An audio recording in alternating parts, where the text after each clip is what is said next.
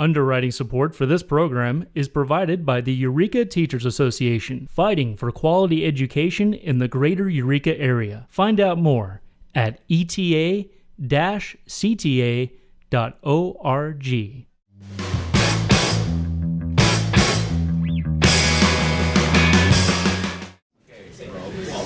Reconvene the open session, and Board Clerk Davis, if you'll report out from the closed session. On items E3, 4, and 5, there was no action to report. And Susan Johnson, if you'll lead us in the pledge.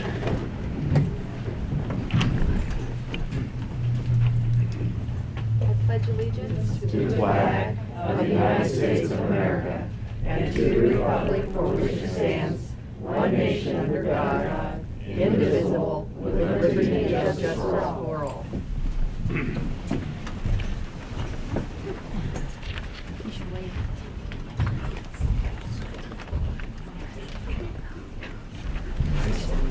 have a public hearing on the sufficiency of instructional materials.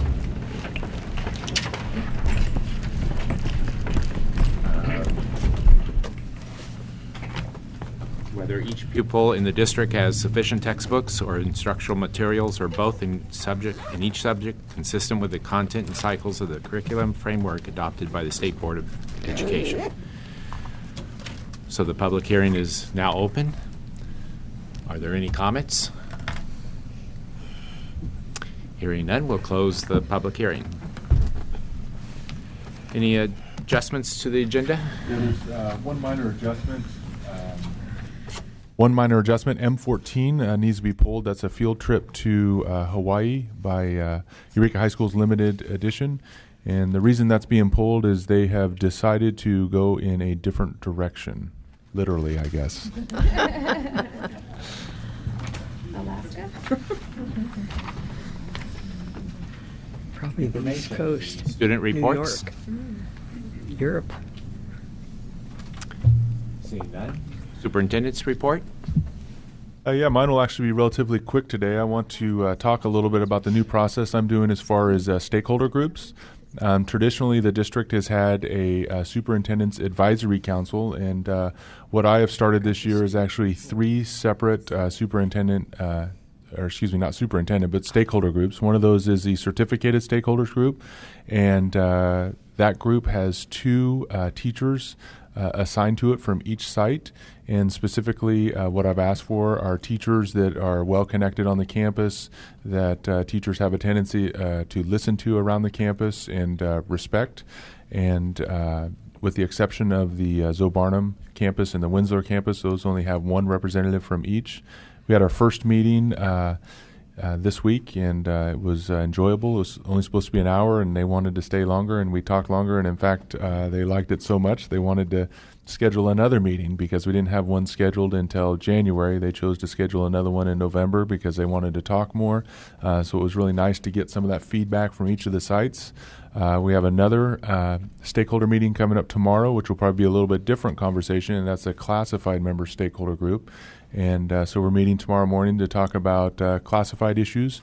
Same assignment with the exception of we added a couple classified employees on from the Corp Yard and food services to join us so we can get some perspectives from classified folks that are out there.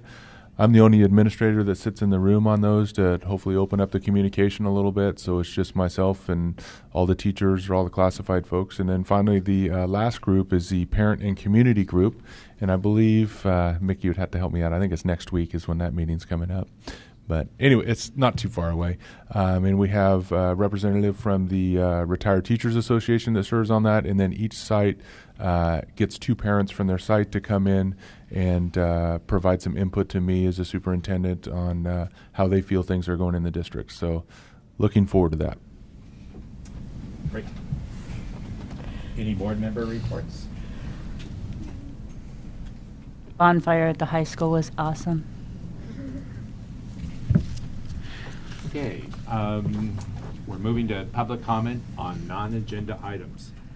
This is the time designated on the agenda when members of the public may bring before the board matters that are not listed on the agenda. Legally, no action or significant discussion can take place about a matter not listed on the agenda.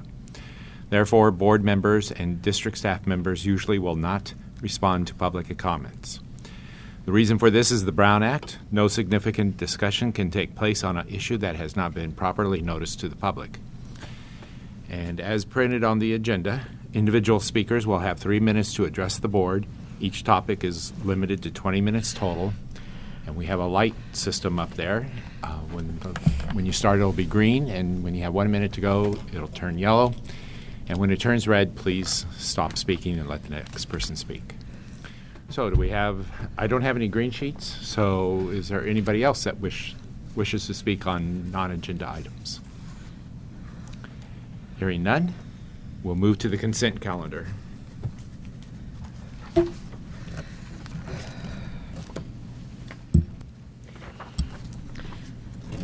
I move that we adopt the consent calendar minus M14, which has been pulled. I'll second it. There's been a motion and a second. Is there any discussion on any of these items? Just a question. When we see the groups that are going to out of state to Hawaii, if it was still on there, or Belize, are policies in accord with the procedures we're following? Yes. Good question. And in fact, I'm actually going to punt that to Leanne, who oversees the initial request from the district office for field trips. And is this on? Anyway. There you go. And I would say I've done a really thorough review of our board policy. And there was a couple of areas that I wanted to make sure and clarify for people bringing forward trips out of the country, and they are all more than in agreement to comply. And in one of the changes that has occurred is our JPA is now recommending student travel insurance, and so that will now also be a part of any trip going overseas or abroad. And then I'm developing a checklist so that everyone that wants to do student travel out of the continental United States, 48 states, will have a checklist to go through. And it's all in line with board policy. That's outside of the 48. So Yeah. Hawaii would be in that, but Oregon wouldn't be. I mean, I'm just concerned that we're consistent across the board. We are. Clarify, there's actually procedures to follow if it includes an overnight trip. So Oregon potentially would be an overnight trip. If it's up and back in one day, it would not. Thank you. Any other discussion? We have a motion and a second. All those in favor signify by saying aye. Aye. None opposed, motion carries. Discussion action. N19, Resolution 12-13-008, American Indian Heritage Month.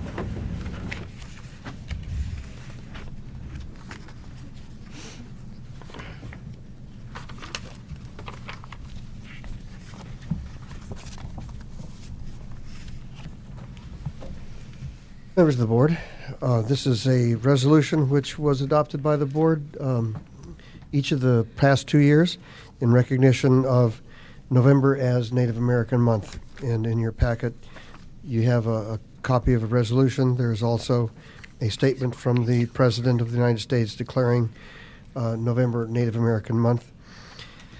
Our approval of such a resolution means a lot to members in our community, and so I'm recommending approval of the resolution. Discussion, comments, motion? I move that we approve the resolution number 12-13-008, American Indian Heritage Month, November of 2012. Second. There's been a motion and a second. No discussion? All those in favor say aye. Aye. Aye. Motion carries.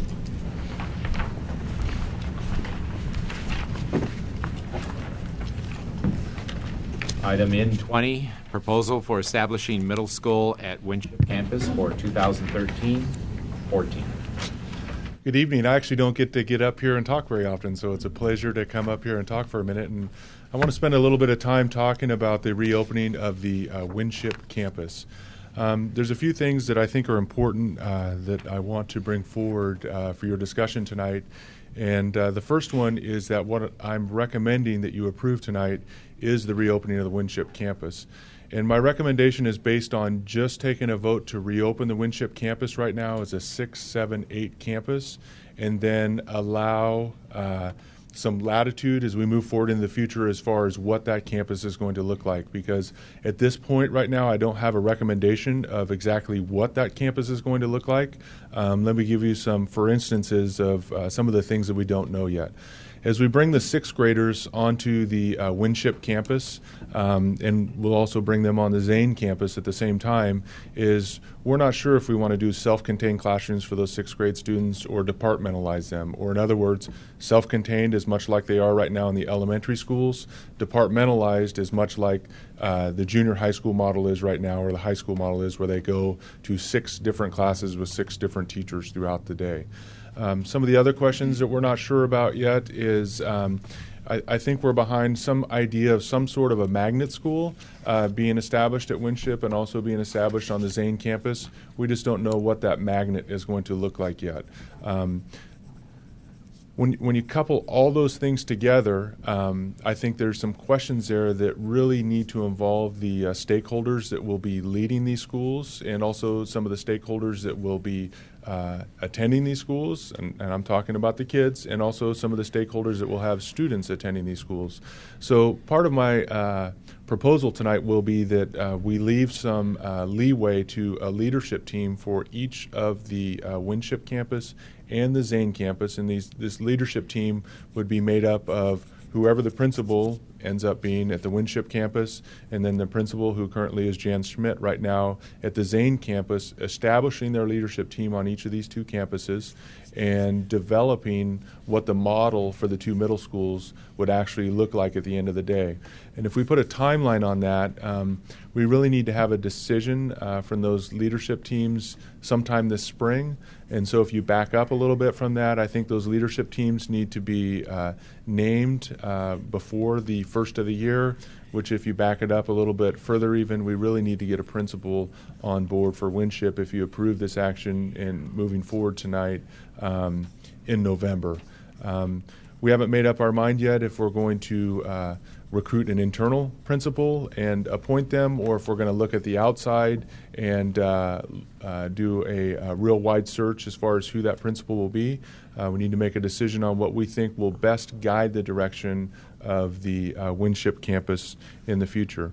And as I think many of you know, one of the things that I've been doing since I've been on board hasn't been that long, but I've been having lots of small conversations out there about what do you think about opening the Winship campus? And almost, and I'm going to say almost because I'm going to talk about some of the concerns that have come up as well, almost everybody has been very excited and very much looking forward to the Winship campus reopening. And what I see this is, and what I'm asking you to, the reason I'm asking you to do this is to really respond to that request by staff and parents in their desire to reestablish the Winship campus and be responsive to the stakeholders that we have out there and moving in the direction of what they're asking us as a district to do and the educational services that they're asking us to provide for their children.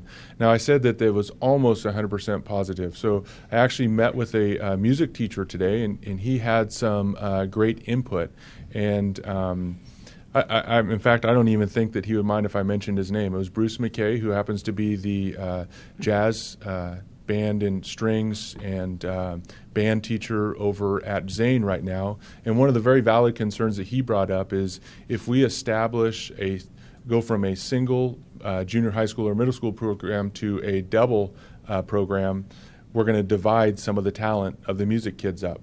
So it's a legitimate concern, and if we go with some sort of a magnet program where, say, maybe music and performing arts is offered at one school but not offered at the other school, we may have some parents making a decision to attend for their students to attend the school that doesn't have the music and performing arts type program.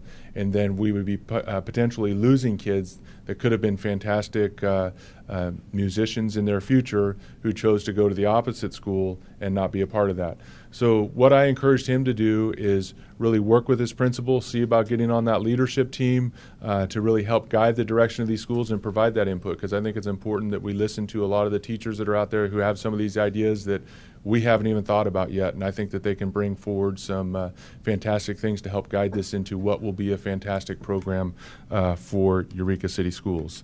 So with that, I promised that we would bring you a budget as to what we really thought that this would cost us to open the school, and I'm going to turn that over to Mr. Ziegler for just a minute here to talk about what he has done in terms of budgeting and what he's projecting the cost to be.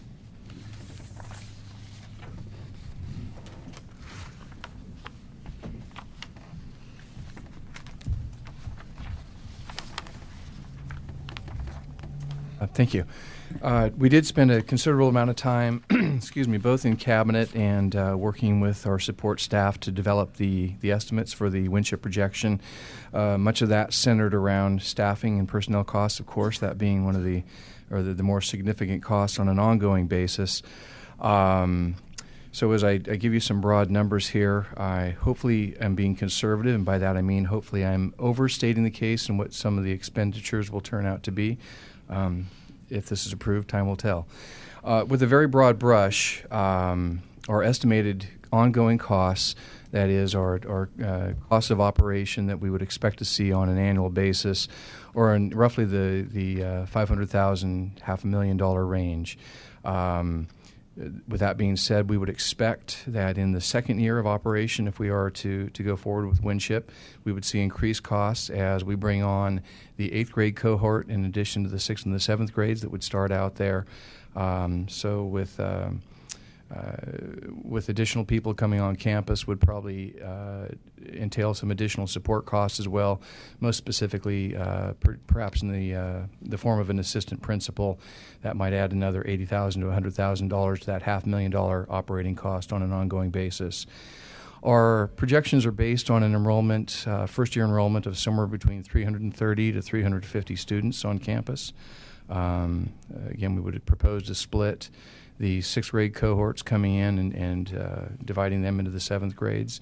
And I think that will be fairly close to the numbers that we could rely on as we go in. It's a little bit difficult to gauge some of the costs back and forth, and by that I mean we're very much concentrating on the Winship campus, but that would entail bringing the 6th graders off the elementary campuses, and what would be the impact on those campuses, and how would some of those potential decreases in costs offset some of the increases in Winship. We've tried our best to estimate those, but there may be some things that are unseen or unforeseen that would pop up there. There are some economies of scale that we go the opposite direction by opening the Winship campus. For instance, we would have 2 principals as opposed to 1. That's just inherent in the process of opening the new campus. I mentioned the impact of the 6th graders coming off. What would be the impact on Zane of having some of the students coming off that campus over to Winship?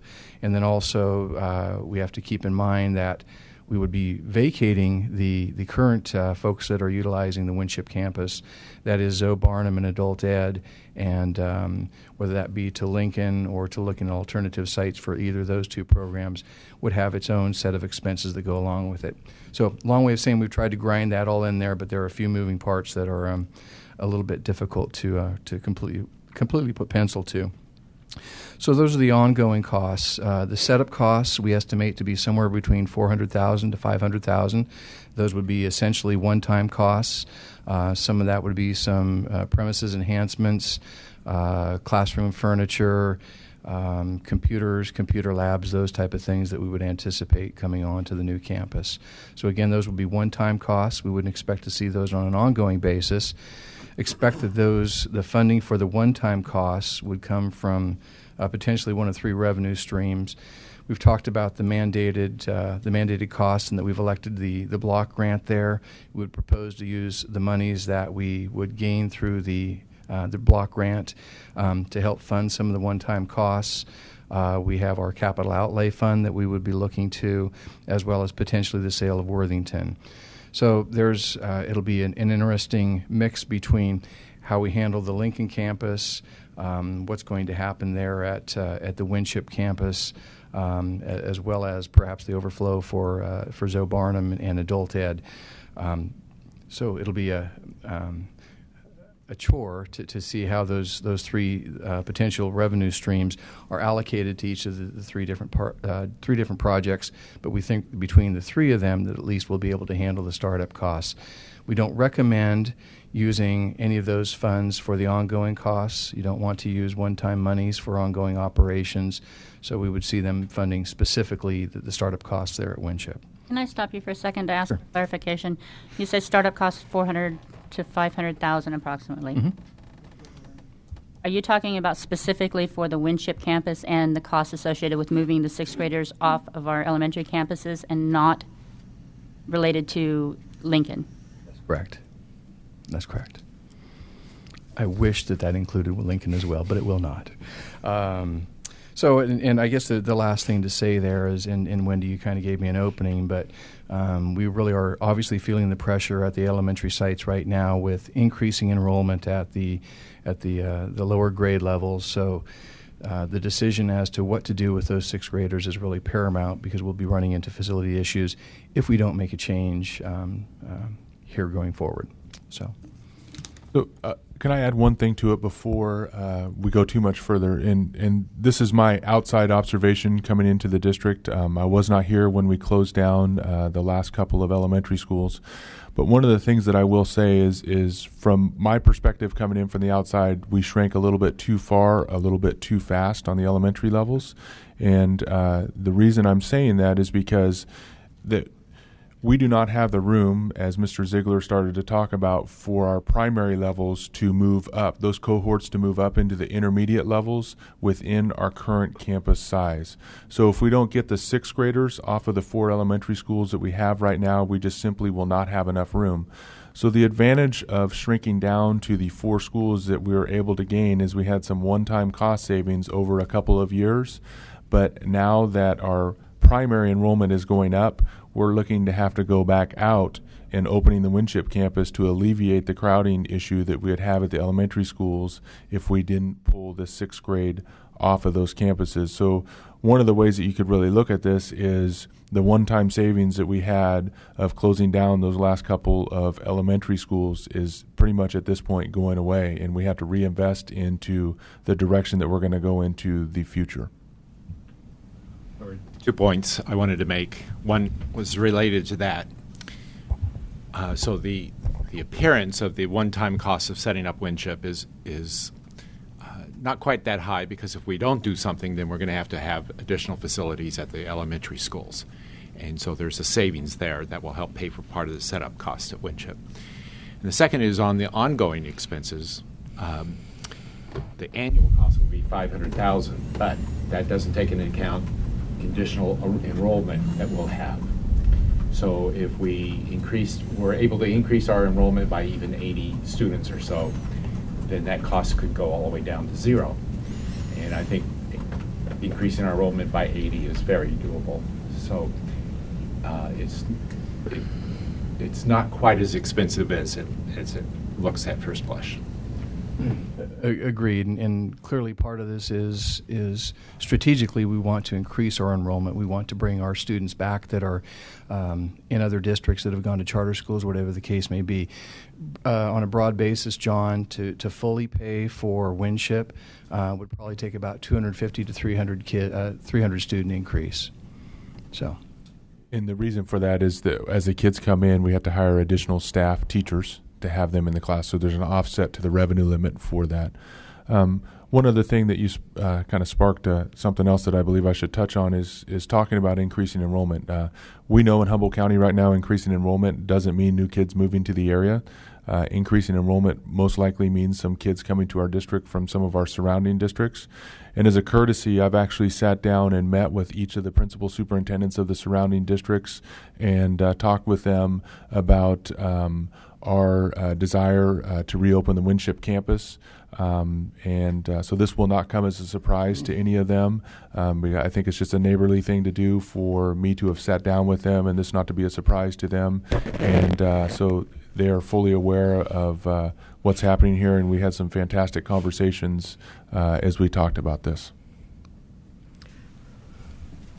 John, I wanted to ask, what you suggested was that we move, and I know that none of the plans have actually been made or come up with, but we would move what are the present 5th and 6th graders, because the 5th graders would be 6th graders next year, the 6th graders would be 7th graders, and we would open Winship with just 2 of them, so we wouldn't have to do anything with the 7th graders who are presently at Zane, so they can finish out the 8th grade at Zane, and then the following year we would add the 8th grade to. That's a great point. So, for example, let's look at Zane next year. Adding the 6th grade at Zane would be half the 6th grade class in the district. Right. Half the 6th grade class would go to Winship. 7th grade class at Zane next year would be half the 7th grade class of feeder schools and the district, and the other half would go to the Winship campus. And then the 8th grade, which are this year's 7th graders, right, would stay intact at Zane, because we do not think it's appropriate to uproot the 7th graders that are at Zane this year and ask them to split campuses. So there would be no 8th grade offering at Winship campus for the first year until those 7th graders grew into it in the fall of 2014. So in effect, there will be no reduction in size at all at Zane next year, because they'll have 100% right, 8th grade class, a 50% 7th, right, a 50% 6th, which will put them back at the same number approximately that they have this year. And the other thing it would probably do would be to help alleviate the combination classes. That maybe that we wouldn't have to have combination classes in our elementary schools. Yes, and that's actually a separate item, but I can hit on it a little bit, because the 6th grades coming off of the elementary campuses does provide us a little bit more room to allow for the elimination of combo classes. And we are working on an overflow system that we've already worked on with elementary principals, and we have a strategy in place on how we can do away with combination classes starting with next year, and that would be including transitional kinder, all the way up through 5th grade, which would be on the elementary campuses. Thank you. I have a question about perceived socioeconomic sides of town and how it would relate to, we have boundaries for our elementary schools, and the thoughts on how do we avoid a have and have not situation, and how will we have boundaries for attendance areas for the 2 schools, or will it be on some sort of application process, or is it on a magnet school basis? What are the thoughts on that? Well, we've had some preliminary discussions about this. There is a process that we have to follow as far as establishing the attendance boundaries for each of those schools. Board policy outlines what that will be, and my recollection of this, and I'm only going off a recollection, so I can't guarantee that it's 100% accurate, is that we have to convene an attendance boundary committee, which is comprised of stakeholders from the district and community, and they will come up with a recommendation and provide that recommendation to the board. So that's the process, but let me talk about looking in the crystal ball as far as what I think will probably come out of that. The first thing, and this was kind of an epiphany for me as I sat down and looked at the attendance boundaries for our elementary schools, was my initial thought is, well, shoot, Washington is very close, so that makes very logical sense that Washington would go to Winship. Grant is very close, so that makes a lot of sense that Grant will go to Winship. Well, then I started looking at the map a little bit closer. Guess what lies right smack in the middle of the Washington school attendance boundaries? Zane Middle School. So from my perspective, I think the more accurate place for the Washington students to go would be Zane Middle School as their home school, and then we would be looking at Alice, Burney, and Grant to be the home schools for the Winship campus. And then dissecting a little bit further down, we took a preliminary look at the seabeds numbers of the feeder schools, and most likely Freshwater, Cutton, and Garfield would go to Winship, and South Bay, the South Bay School District would go to Zane Middle School. But again, we have to go through that process. That's a very precursor glance at it and just looking at what makes the most logical sense. But we need to go through the process of making that happen. The next step with that is one of the things that philosophically I believe in is that we should allow parents to, as much as we possibly can, attend the schools that they want their children to attend at, because we want to provide the services that are important to parents. Underwriting support for this program is provided by the Eureka Teachers Association, fighting for quality education in the greater Eureka area. Find out more at eta-cta.org. And so my recommendation is that we do what's called an open enrollment period during the month of January, and that would be K-8 in the district, actually K-7, because 8th grade next year at Winship and the high school, there is no alternative place in the district for them to attend. But K-7, for parents to come in, submit which school that they would like their children to attend. If they don't turn in an application, they're by default go to their home school, or if you're in a home school and you're happy with that school, you don't have to do anything because your children can attend there. And then we should have students both applying to attend various schools within the district, and so to the extent that we can offset students coming and going from schools and maintain a fairly reasonable balance and maintain within our capacities of facilities, honor as many of those requests as we possibly can.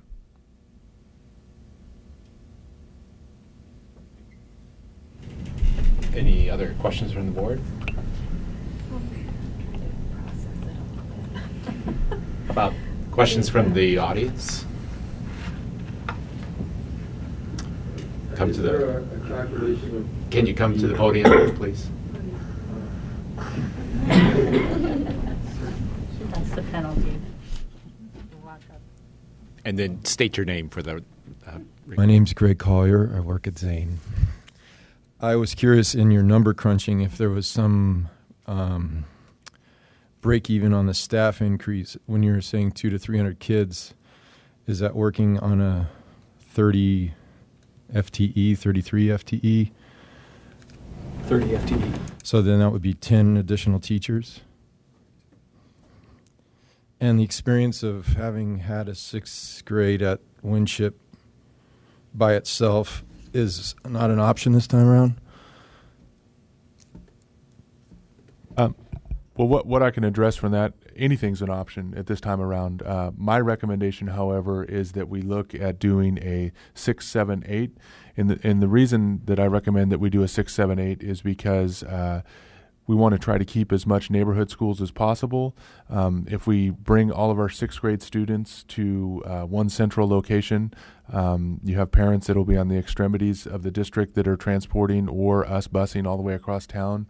And from my perspective, I don't think that's the healthiest recommendation that I could make to the board. I recall a sixth grade only at Winship we got away with, but it's not in our elementary district. I was just curious since So it was we a great idea a actually- few years ago. That's why I thought maybe. We weren't supposed to then. Okay. And I then don't think that Freshwater is going to allow us to do a 6 only at Winship. Cutton, right. At Cutton would. It's not in our elementary district, so we can't have a 6 only out there. I guess I just brought it up because of the historical precedence of making decisions without necessarily checking into the depth of the consequences of these decisions. And it just seems like it's, zigging and zagging. And having been at a school, and I understand that there's the perception of great draw for having a second school open, that I started working at Eureka City Schools at Winship. But I'm just wondering if there's maybe an alternative that's not going to tear apart the middle school concept that was so difficult to achieve in these last 5 years after having started with two schools, merging them together and then to tear them apart. Just seems to be an unusual decision without so much input. It sounds like with the 8 stakeholders that are involved that you're hoping to have the decision, but it seems that the decision's being made and then there's going to be fact-finding after the decision is made versus fact-finding prior to the decision being made. And it just seems that whenever the school board administration makes these decisions without fully thinking through, without fully asking the individuals that are in the classrooms for what might work best, what might be the most successful solution for the students, it seems like we're here 2, 3, 4 years later doing it again and regretting what we did. That's my fear.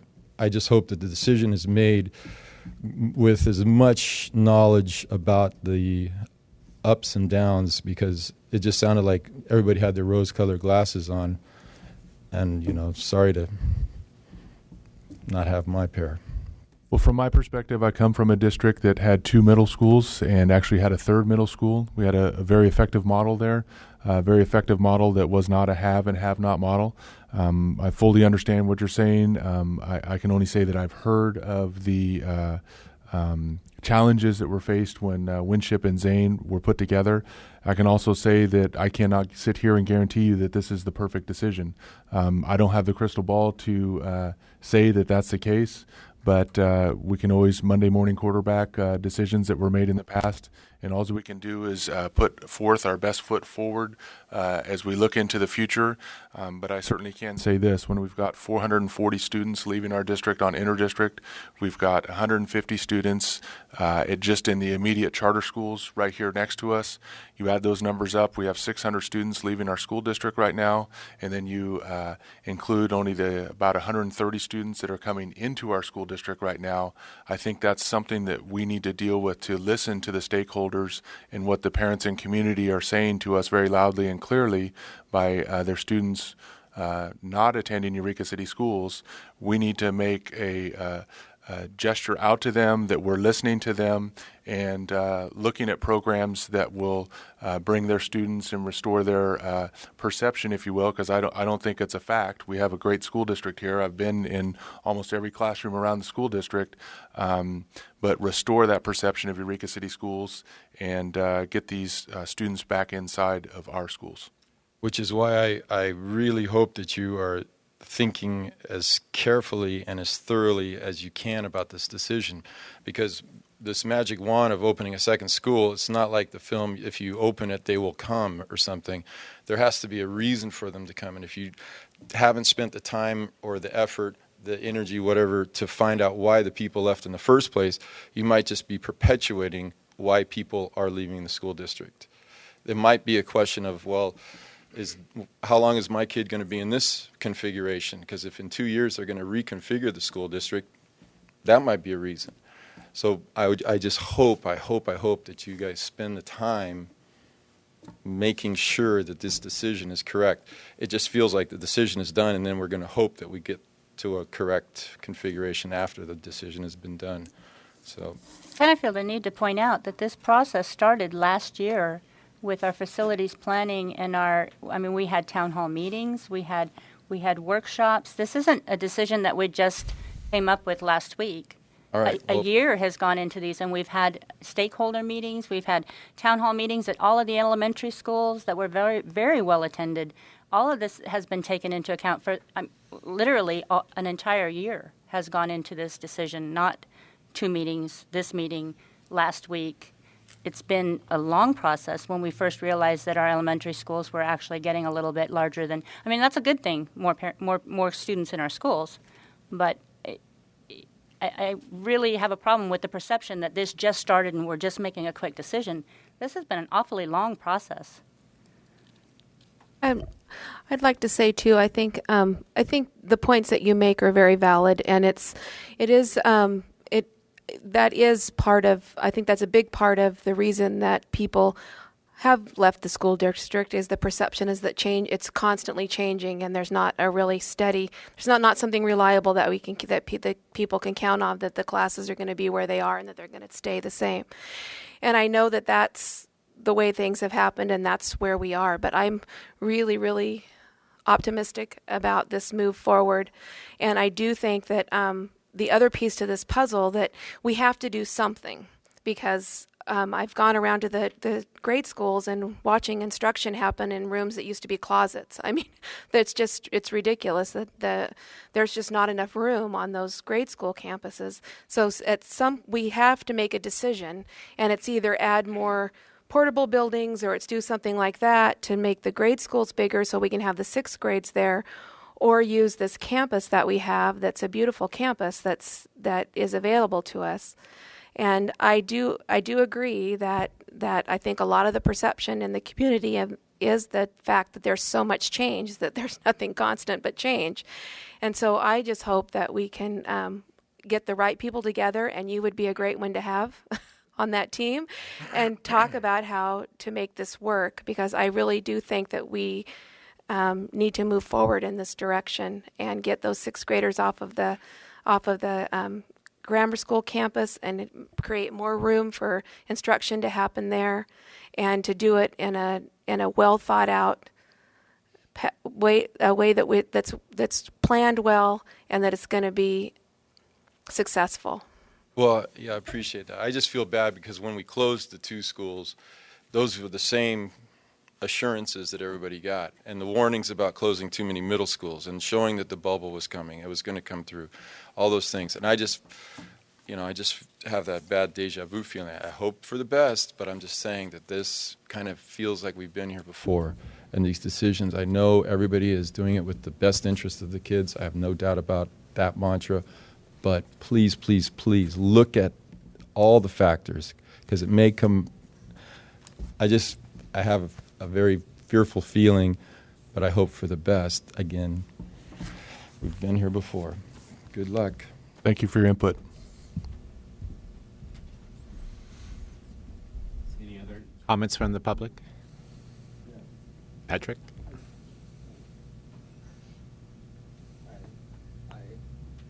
I'm sorry, I haven't been here lately. I've been in Sacramento on your meeting nights, working for CTA. So I'm Patrick Riggs. I'm president of Eureka Teachers Association. I teach 2nd grade at Alice Bruni. It's a great school. And I have no opinion one way or another about whether it's a good idea to open Winship or not. So I want to get that clear first. But I just have some questions that I am interested in clarifying answers for. And so, Paul, you mentioned 250 to 300 students being needed, additional students, to make this work out financially. At least that's how I interpreted that. So I'm wondering just what the basis is that we have for feeling like that we'll get, or believing or knowing, from statistics, that we'll get that many new students or returning students. Do we have research on that? I'm just curious.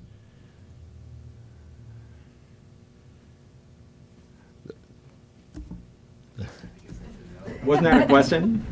Did I ask? I thought it was a question. I don't know. I'm just trying to just like Trustee Fullerton talked about, we may or may not respond to some of the questions that are asked. Just like I talked about. Item, right? That is correct, but we may or may not respond to some of the questions that are asked.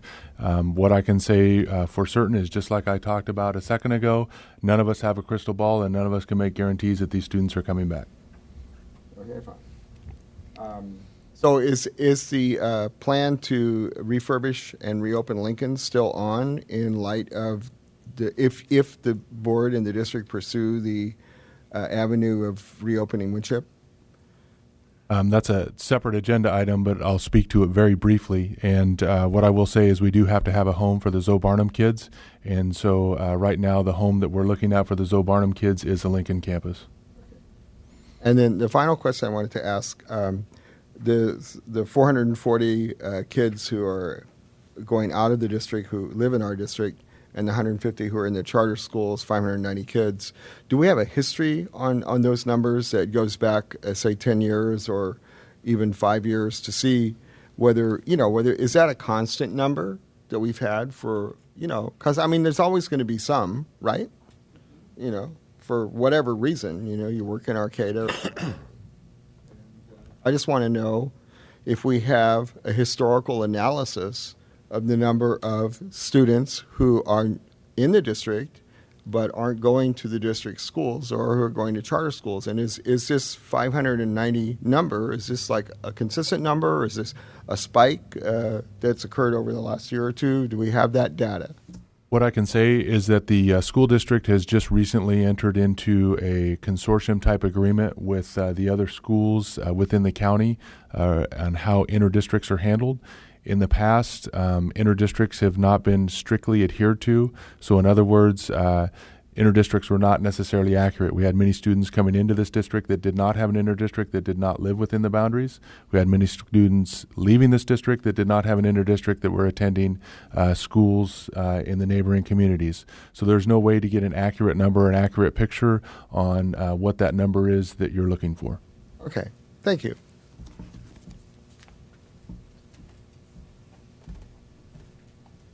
Not tell me at one point that it would be reasonable to have as many kids transferring in as we have transferring out, and that would be a goal to look for? From my perspective, I think that is a realistic, logical goal, because I don't think we'll ever have 0 students leaving Eureka City Schools for the simple fact that even if we are the best school system in the world, there's school districts around that have unique programs that meet the unique needs that certain parents really desire. And then there's also the students that parents really want them for transportation purposes to attend schools wherever it is that they work. So I think a realistic goal for us to aim for into the future is to balance that number of students coming into our district with the number of students going out of our district. Right now, that number is off balance of 600 to about 120, 130. 120 to 130 students transferring in. That is correct. Questions from members of the public? Okay, discussion goes back to the board. Comments? More questions? Motion? Yeah, I'd like to just address the topic a little bit. Before I was on the school board and observed the past leadership of the district that closed schools rapidly and closed Winship. Very unsettling, because we have a quality program and we have quality teachers. We have some of the best teaching in the county going on in this school district. And to take a beautiful campus like Winship and close it really was upsetting to me personally.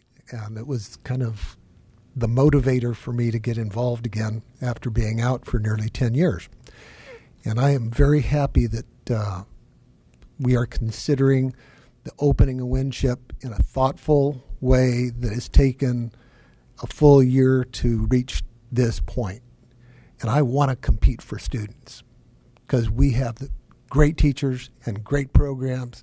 Let's bring kids back to Eureka. With that, I will move that we establish middle school at Winship campus for 2013 through 2014. Second the motion. There's been a motion and a second. Further discussion? I just want to say that I feel the same way as Hank. One of the big motivators for doing this for me was the watching what's happening in the district and the closing of schools. And one of my child was actually at Winship when it closed and had to change and finish junior high at a different school, and it was really upsetting to me at the time. And I'm really looking forward to this move, and I really do think that it will be a good thing for the district and for the kids that we serve. I was part of the board that voted to close Winship 5 years ago, I believe it was. And for the last 4 years, I felt that we were rushed into that decision and that it was a bad decision to make. And when you look at the sixth graders that we lost to go back to the feeder schools that we had before, and then you look at the 7th and 8th graders that we've lost to the charter schools, it's easily apparent that the number of students we lost is quite significant.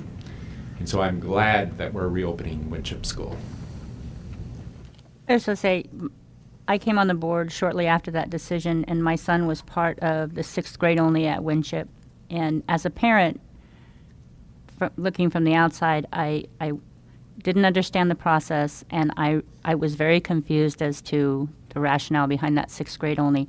I do want to say it was one of the greatest experiences of Joshua's life. I mean, we went in with trepidation. We went in thinking an isolated pod of one age group of kids, social issues. Is there going to be growth there? And it was a fantastic year. I would not recommend going back to a isolated grade at one campus, but I think it was a wonderful experience for him. And I am also very happy. I know that Winship campus is not actually closed. We keep using the terms reopened because there's some great programs that are operating on the Winship campus.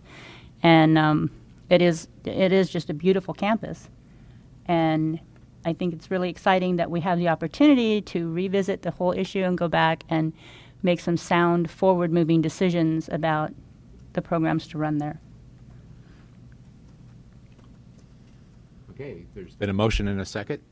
All those in favor signify by saying aye. Aye. None opposed, motion carries.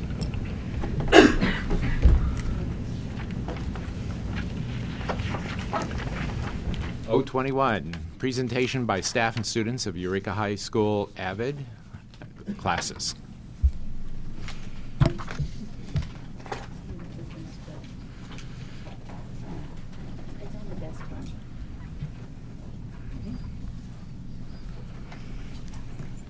Hello, I'm Christy Christensen, and I am an AVID teacher at Eureka High School, currently teaching the 11th grade AVID class.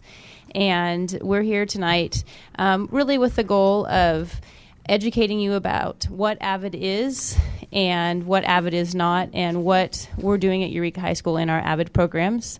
And there's going to be a couple different speakers throughout the presentation. And I did want to say also that 2 of our AVID teachers couldn't be here tonight.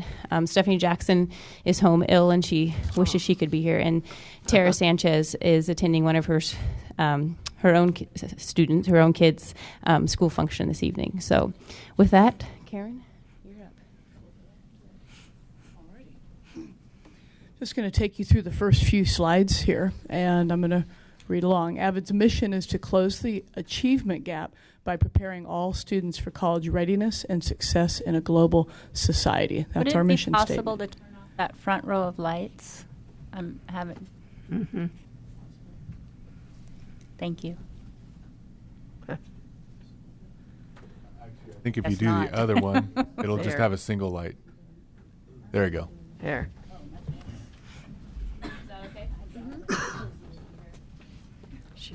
Second, the AVID college readiness system. You've got elementary, secondary, post-secondary. 3 avenues. And the mission again. What is AVID?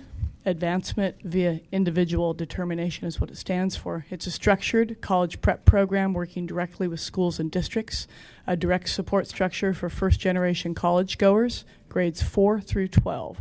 A school-wide approach to curriculum and rigor, working in over 2,700 middle schools and high schools in 39 states and 15 countries. A professional development program providing training throughout the United States. And it's a college preparatory program, not an intervention program. What is academic rigor? Rigor is the goal of helping students develop the capacity to understand content that is complex, ambiguous, provocative, and personally or emotionally challenging. Why rigor? Rigorous curriculum is a greater factor in determining college graduation rates than class standing, standardized test scores, or grade point average. True.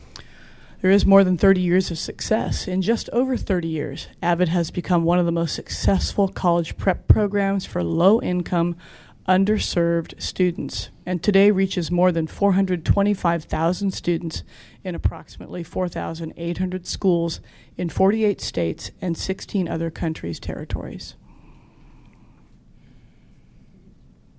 AVID at Eureka City Schools. It started at Eureka High School in 2005-2006. Zane had an AVID program 4 years ago.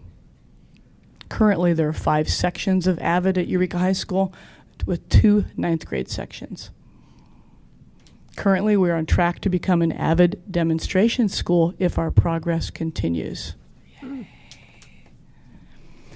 Meeting the challenge, develop as readers and writers, develop deep content knowledge, know content-specific strategies for reading, writing, thinking, and talking, and develop habits, skills, and behaviors to use knowledge and skills.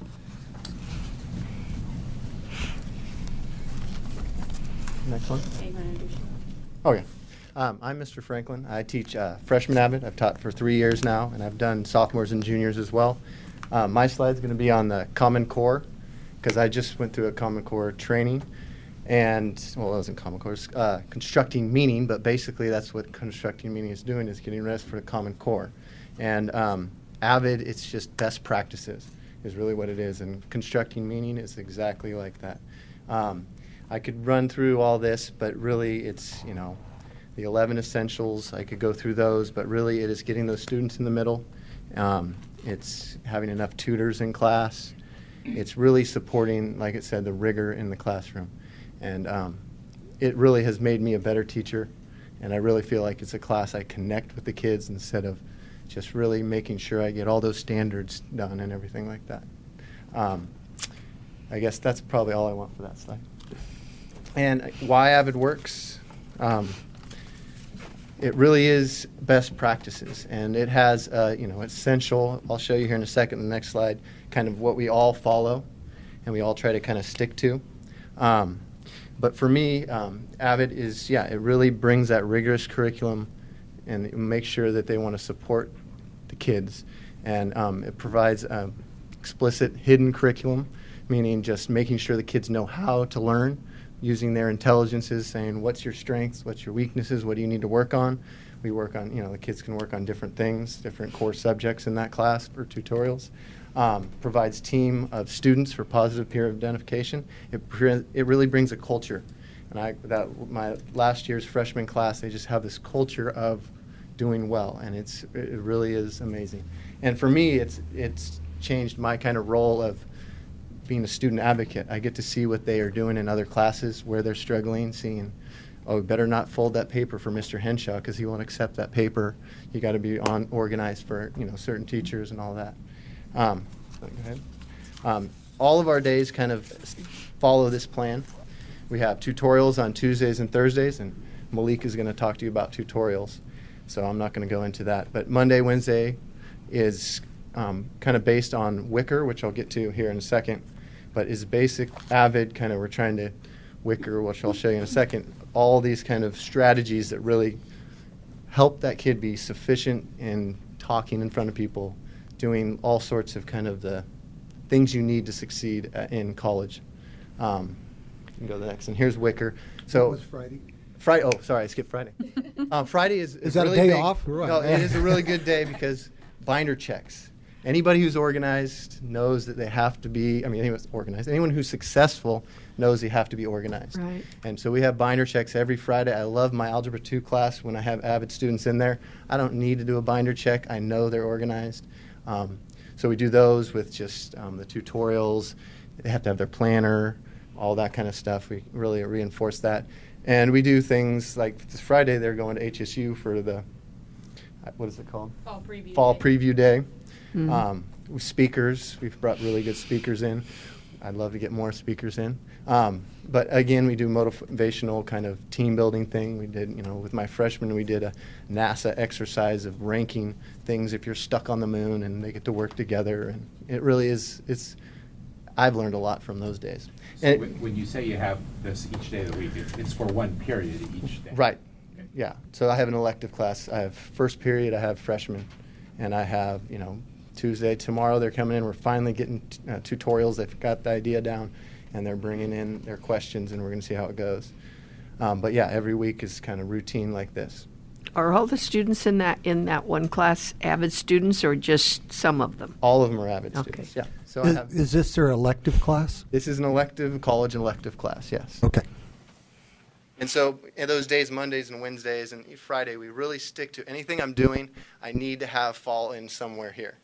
I need to have it to do with writing, which again, that Common Core, I keep saying Common Core, but I mean constructing meaning, you really got to use language. And for being a math teacher, it's hard for me sometimes. But and inquiry, obviously, is important. And collaboration, the kids, with the class of 33 and Algebra 2, I don't get to get them in groups and collaborate. It's really hard. But in this class, you really get a chance to let them do that. Organization, like I said, those binders, some of these kids just really need help. Organizing, I'm better at organizing now. I have my binder, too, that I keep and all that stuff. So, and then reading, too. We do a lot of quick, reading articles, reading things, and learning to mark the text, just things that are, like I said, best practices for that.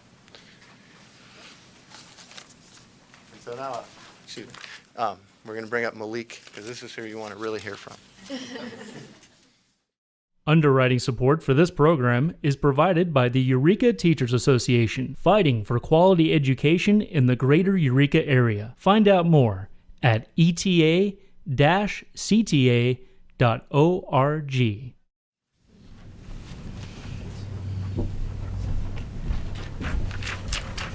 Alright, my name is Malik Edwards-Bolts.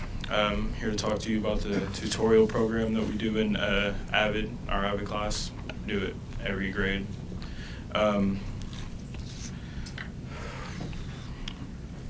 With our tutorial program, this is our standard tutorial sheet that we use every Tuesday and Thursday. Use it every Tuesday and Thursday, and on our first, what we usually do on the first front side of it, we start with a pre-work inquiry, and we have to have a question for what subject we need help with, or anything that we need to study on for the tutorial day or the week. And the pre-work inquiry, really do it before class. You always become prepared for class and make sure you're on time with getting in your groups and stuff. And usually how we do our tutorials, we separate each subject into groups, so we get the most out of each session. And mostly in our groups we do 7 or less in a group, so it's not compact or crowded at all. To start out each tutorial, we go around our group and give state our question, and then once we figure who's going first, we give a 30-second speech on how to what our point of confusion in the question was, and what we need help on learning with that question. With the groups part of the tutorial, to help the presenter speaking is to ask their questions and not give the answer out right away. It's actually pretty difficult not to give the answer right away, especially when you know the subject really well. So it's a learning process this year with the new tutorial system, but it really helps when you learn the system and what comes out of it. For me, what I get out of the pre-work inquiry, it helps me go through the steps of each question, and it actually helps me understand my question before I get into the tutorial. So when I'm in the session, I don't get completely lost in any questions that my peers ask me. The tutorial session is a great study time for anything, especially having it first period. It gets me ready for every other class throughout the day. And it teaches others and myself the material better, especially when you do it in a session with mostly your subject that you struggle the most in that week or that day.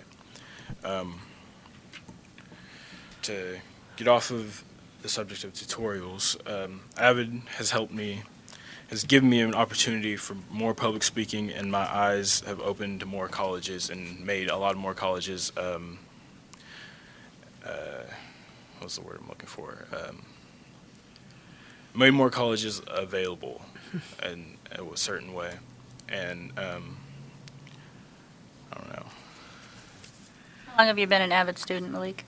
Well, I was a freshman, and then I moved to Sacramento, and I dropped the class.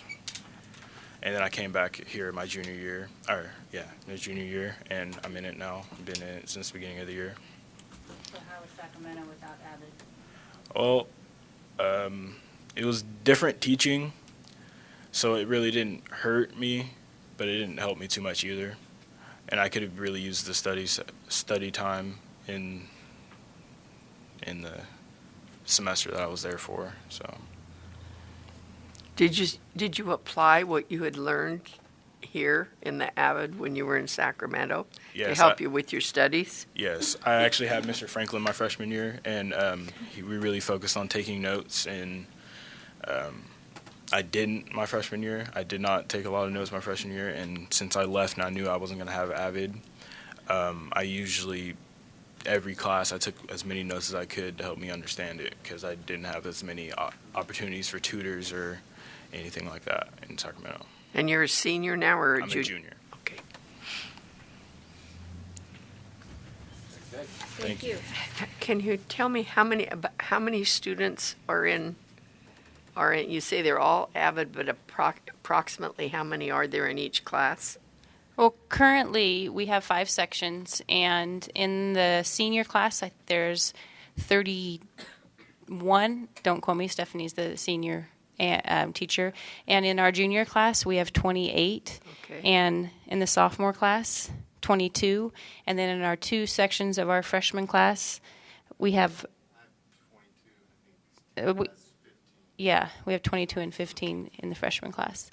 And just to kind of also clarify about tutorials, the one thing that's really nice is that we have CalSOAP tutors from College of the Redwoods and Humboldt State who come, and they serve as the lead tutor in the group, and that tutor also is there only asking and facilitating questions. They're not there to provide one-on-one help. So the students are set up with college tutors that come in as well during the tutorial process. Can I just ask a quick question about that? Where does the question come from that they're talking about? Is that a question that the student brings that came from a core class? That's something they didn't understand? Yeah, typically a tutorial question is going to be a question that they had trouble with in doing their homework the night before. So that's why they go through that whole front page the night before they come in. As the rigor of their classes gets more difficult, as it gets more rigorous, the tutorials become even more and more valuable. So sometimes at the freshman level, the classes aren't as rigorous, and so we're teaching them a lot about the process. But when you hit that junior year, when we have kids in AP classes, and the senior year, they beg to have 3 days of tutorials, even though we only have 2 days, because, and it is not a study session. It's not like a free study session. They do come and they discuss the question, and it's really rich to sit and listen to them and have listen to their discussions that they have during tutorials. So I'm not going to go into a whole lot of detail about the data, but I did provide it in some of the slides that we put in your packet. I think the data of AVID speaks for itself, but in all of the data, you'll notice that the college-going rate of AVID students far surpasses the average population of our high schools in our state and in our nation, again, amongst all racial and socioeconomic groups. As well as even in the 8th grade, Zane did have AVID, and maybe when we open our new campus, we could think of having AVID at one of our middle schools would be wonderful again. And how it really does push them forward already as middle schoolers, and there is a great middle school curriculum for AVID. So just let alone that they're in algebra as 8th graders and doing the material successfully and understanding it. 3 out of 4 AVID graduates were accepted last year into a 4-year college, and how many applied, which if you looked at the stats, that's a huge number compared to the national and state average. What is an avid graduate? An avid graduate is a student who has completed at least 3 of their 4 high school years in the avid elective. Thank you. Yeah. 3 out of 4, that was okay. So 91% plan to enroll in college or university. This is all California stats now. And one thing that Avid is really good about is their data collection. All of our seniors, their senior year when they graduate, they have, we do a whole reporting system that they fill out where they're going, what they've taken, and then they do a follow-up. So that data is really nice for us to be able to follow our students as well as the state.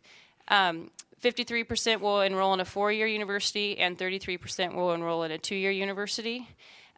This is kind of our data, and you do have this in front of you just to kind of look over. But as you see, we started in 2005-06, and you can just see the numbers of the AP courses alone, how we had 0 our first year to last year we had 36 students taking AP courses. And these are students that typically would not have enrolled in an AP course based on perception that they couldn't do it or they didn't have the support system to do it. And looking at the A through G track, what we've done since 2005-06 with the numbers that we've increased just within our AVID program, I think it speaks for itself, as well as the clientele of students that we're working with and the numbers that we have. Last year was a little bit lower number, but we'll see that gain go back up again this year as far as the total. And this is just the senior data that's reported to Avid Central as far as how many of them applied to and were accepted to 4-year universities and how many of them took AP and the SATs. So you can see each year we've, for the most part, gone up in all of our areas, and we continue to move up. And that's why I said that we're on track to be an Avid demonstration school. There's a couple areas that we're still working on getting that certification. So we have 2 former students, Stephanie Yang and Ruth Esplanade. You ready to come on up?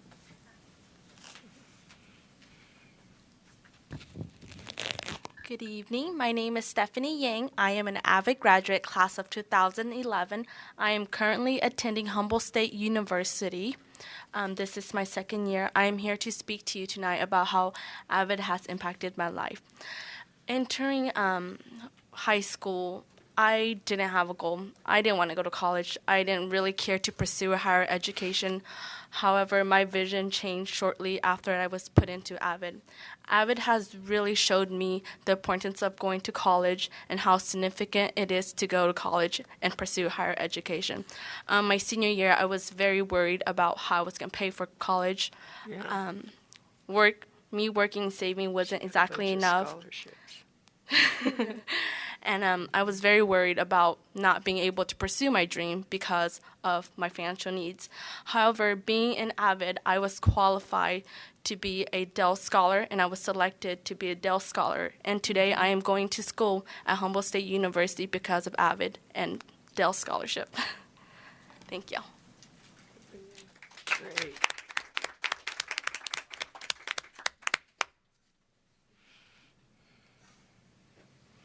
Hi, good evening. I am Ruth Esplanada. I am an Avid graduate, class of 2011 too.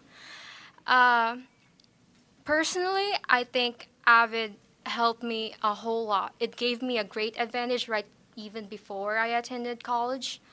Through the years that I was in that class, I learned a lot of things, and I think the thing that helped me the most is organization skills.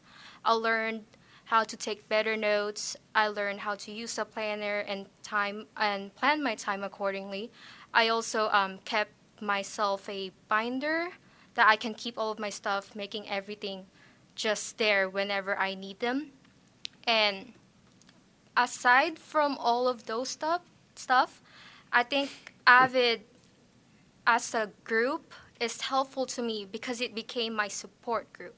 Mm-hmm. I am grouped with like-minded people, and we are all reaching the same goal when I was in high school, so it was really a good thing for me to be surrounded with all of that positive energy, and it made me somewhat less stressed to go.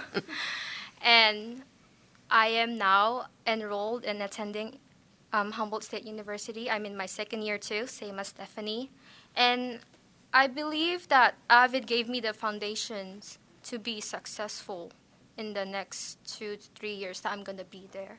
So it really helped me a lot. Thank you.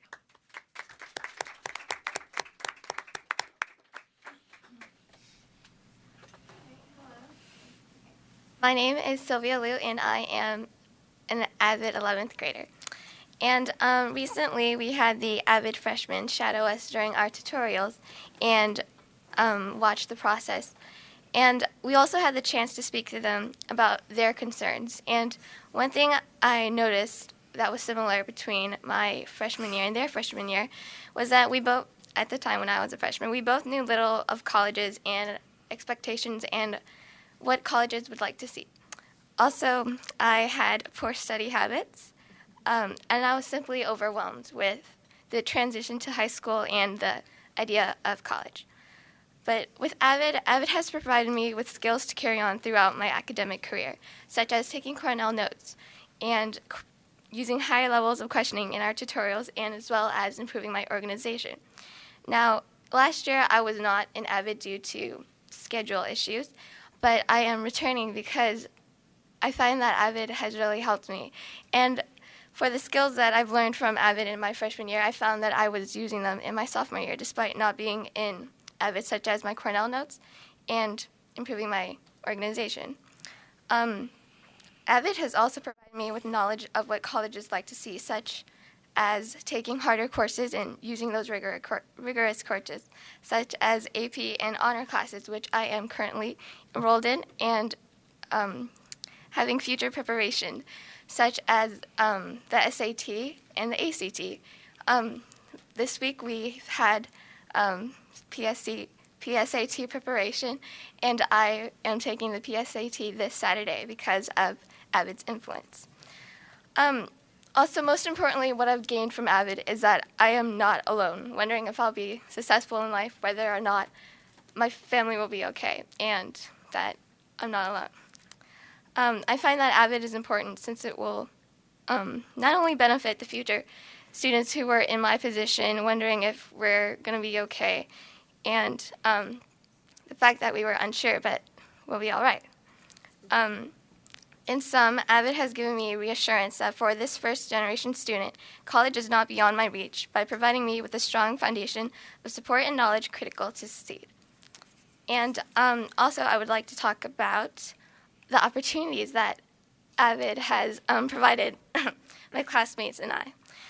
For example, on October 3rd to the 5th, we visited 3 colleges.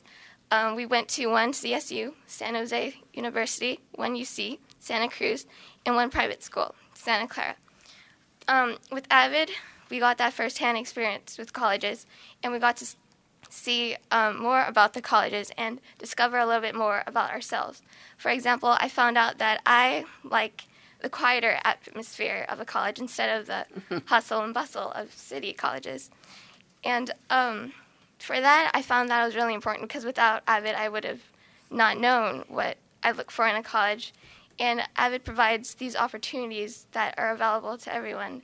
So that's what I find really special about AVID. Thank you.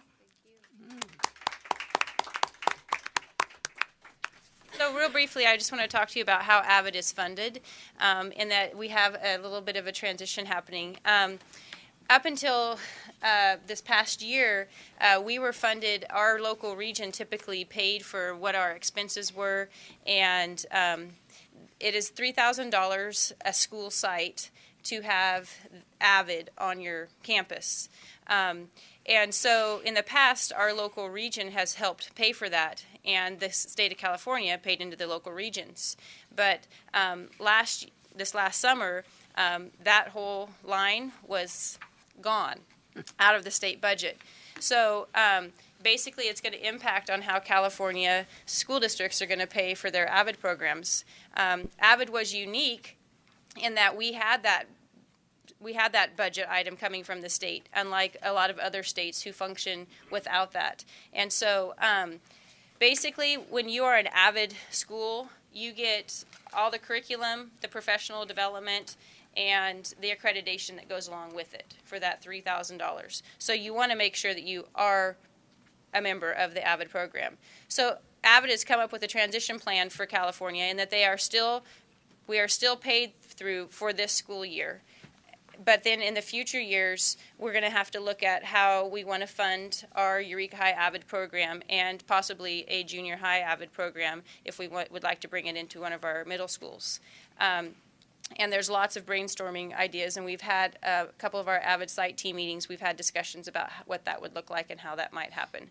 So we're in that talking spot right now of how the funding is going to come for our AVID program.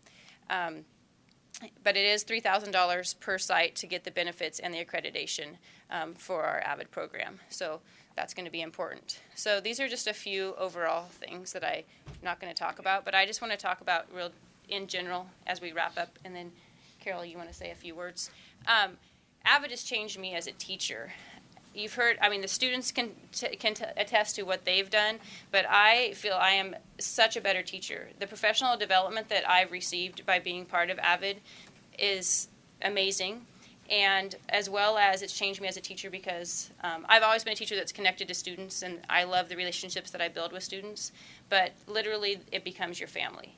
And I have had the opportunity to be the mother hen of some great classes because we stay with our classes all 4 years. So we start with them as freshmen and we go through all 4 years. And it is like a family.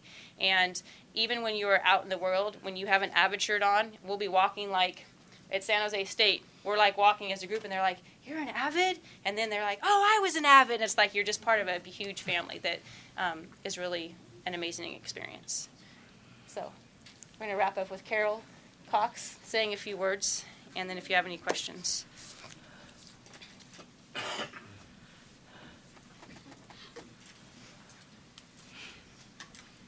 Well, I wasn't planning on saying anything, but I was so inspired by sitting in the back and listening to the students that I once worked with and the teachers. I think they should be commended. The teachers absolutely are phenomenal. AVID is a very prescribed program, as what they were saying with the curriculum and everything. We've been through training. I was through training. Sherry Jensen was through training. Actually, quite a few teachers at Eureka High also. We would really like to see the high school as an AVID school. School-wide principles of AVID being practiced from Cornell notes on. Also, having it at the middle school would be something that would be desirable, I think, for the new schools. But I just want to say also that these students, it really levels the playing field. It gives them that extra family. I'm sitting in the back feeling part of them because I was part of AVID, and I am so thankful to be a part of something so true and wonderful, so positive. Also on the from a counseling standpoint, when you're looking at an AVID student that has finished their junior and senior year and they're applying to the UCs, they get extra points for that because it is such a prescribed program. What Christy's saying about the curriculum, it's really desirable to have that. Yes, it has a fee now to it, but I think it's really worth it. And I just want to say thank you for supporting AVID in the past. And when you think about having, at the high school, having 5 sections of an elective that has been this successful, I mean, that speaks for itself also. So thank you very much, and thank you for supporting such a phenomenal group of people. Christy, could you tell me what it means to be an AVID demonstration school? So in May, we go through an accreditation process, and I could get you a copy of kind of how that check mark is. It's based on all the 11 essentials, and the 11 essentials are, how many tutors do you have in your class, to what percentage of your seniors are taking the SAT and the ACT, what percentage of your sophomores and juniors are taking the PSAT, to all different kind of data that you have to collect, as well as how much is it implemented school-wide. And so we really hit the mark. We're on the far end of really doing well within our AVID program. And this last year we branched out to outside Avid program to our school site, and that's what we're working on, is implementing some of these strategies. To become a demonstration school, you have to have some of those outside of just your Avid elective program. Like now we all have planners at Eureka High, which is a huge bonus because that's a really strong Avid strategy that we're trying to. And then more and more teachers are teaching Cornell Note style, and so having those Avid strategies within our school system will boost us up there, as well as that Avid data, continuing that for a period of time. It's not like a one-time thing that we have that many kids in AP. We have to show that we've been doing that for, I think it's 3 years with success of students taking AP courses and so many students on an A through G track and that kind of stuff. So we're on track to do that. So those are the requirements to become an Avid demonstration school? Yeah. Then what? Once you're an Avid demonstration school, it's like when you're a demonstration school for other types of model programs. You get the great recognition of that. You also become a site where other schools who are looking at bringing Avid to their system to come in, watch your program, or to go through professional development with the teachers that have created the system at your school site. And Del Norte has an Avid program. That's actually where we went and watched when we were looking at bringing it here. And Ferndale High School and Ferndale Elementary actually is doing it 4 through 12 this year. And I think those are the only local sites. Am I right? Yeah, those are the only local sites that are doing Avid at this time. Any other questions? I'd just like to say that I know it's not graduation, but the party that you give at the honorary ceremony. The honorary ceremony at the end of the year is a tearjerker. Mm-hmm.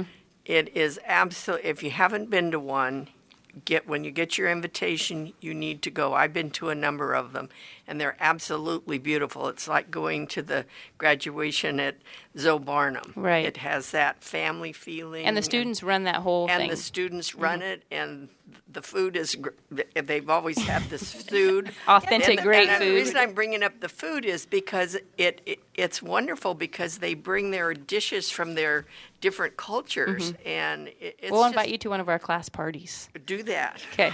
It is really a great program, and you are so proud of those kids, because if you watched them from the time they were freshmen, when they would hardly talk, and see them up there running this program, it's absolutely mind-boggling. And then also going on to college, I just think it's wonderful. It is. It's very rewarding. So thank you. I know we went way over what our time limit was, but when you're passionate about stuff, sometimes that happens. It was worth it. It was worth it. Yes, worth it. Thank you.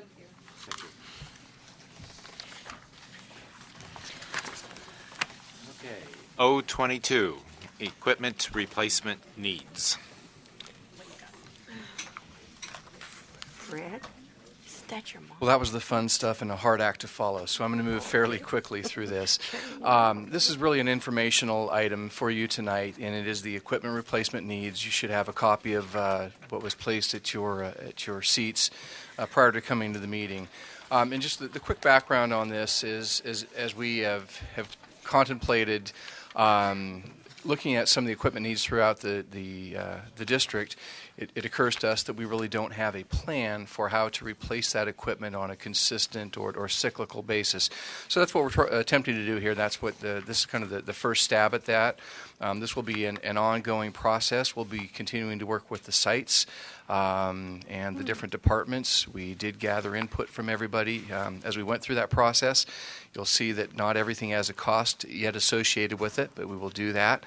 Please don't ask me how we intend to fund all these things, because I can't answer that for you yet. But that really is part of what we're trying to accomplish, is to get into a cycle where we can, on a systematic basis, replace equipment year by year, so we don't get ourselves 5 years down the road and find out all of a sudden, oh my gosh, we have everything breaking down at the same time, and yet still have some of those same budget concerns and considerations. The one thing that will really I didn't want to put numbers to it yet, in part because I didn't have them, but in part because I didn't want to scare you, is if you look at the bus fleet and the cost for replacing it in the motor pool, and talking with Dan Piers about that, I know it's a very large concern of his, is as our fleet ages, how will we take care of replacing those buses on a year-by-year basis? Again, can't quite answer that question, but I will certainly submit to you that it will be easier to do annually than to wait 5 years and have to replace several of our vehicles all at the same time. I can make that same remark as it relates to some of the other equipment that's here. So again, a work in process, something for you to just be aware of. It's something that we're embarking on and we'll continue forward with. So one question I have for you, Paul, is it your plan to establish an equipment replacement reserve that when we get miscellaneous one-time funds coming into the district or something like that to put money in that? That's it exactly. So difficult to fund just through the ongoing, the normal revenues, but every once in a while we do get additional revenues that come in. Mandated cost would be a good case in point. We throw it out there and hope the universe returns that money to us at some point down the road. So as those one-time dollars come in, whatever the source might be, we would intend to put some aside for the equipment reserves, in fact, yeah. Any questions on that? A good idea.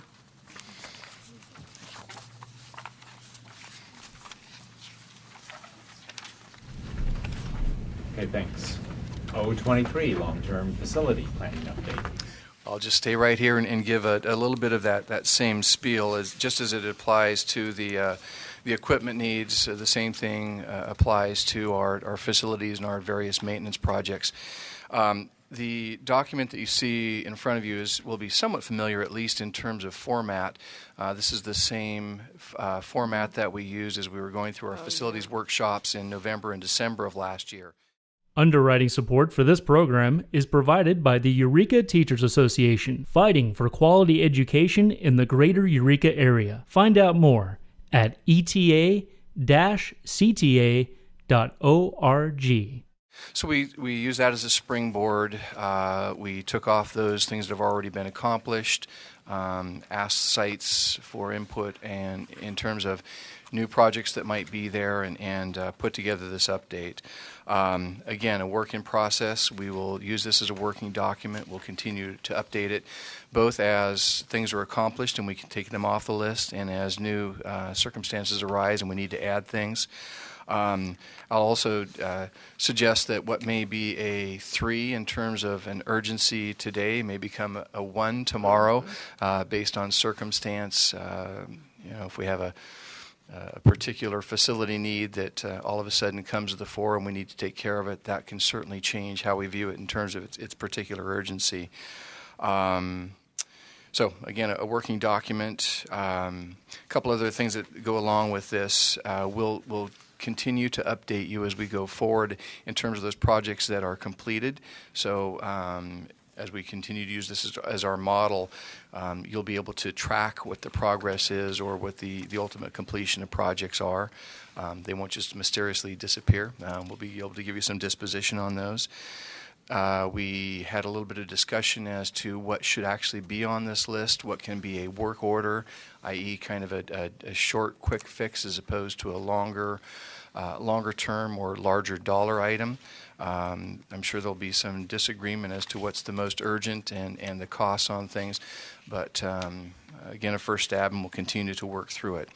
Some of the items that are on here, such as the boys' locker room at Eureka High School, the Winship gym roof, they're either in process or very close to completion. For instance, the boys' locker room. So we had to put a few straw dogs on here that we could knock down easily and show you some completions. Some of the annual ongoing items that would be the normal annual routine maintenance, if you will, we didn't put on here necessarily. We tried to look at those things that are a little bit extraordinary, might be overstating it, but that's the way that we looked at it. There's plenty of things that will just happen on an annual basis that we wouldn't necessarily try to put on this list. In addition to that, there are some things that we would look at on a rotational, a cyclical approach, if you will, things like carpeting, roof repairs, slurry coats for the asphalt, interior, exterior painting. We can't accomplish each of those on an annual basis, and what Charlie and I and others will be working on is where's the need the greatest and what needs the most attention first. That being said, we would like to set up that kind of cyclical rotation so that there is a plan, a long-term plan that says 3 years down the road, 5 years down the road, X site will have the exterior painted or will be addressing a particular roof. So that's kind of the next stage for Charlie and I, Cabinet and others to look at to try to put that plan in place and really identify where the needs are greatest on a shorter term basis. So with that, any questions? The Winship site list, is that updated?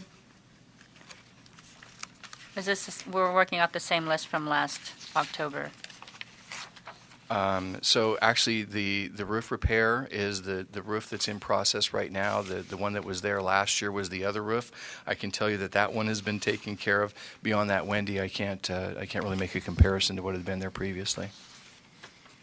But yes, this is an updated list at this point. Okay, thanks. Thank you.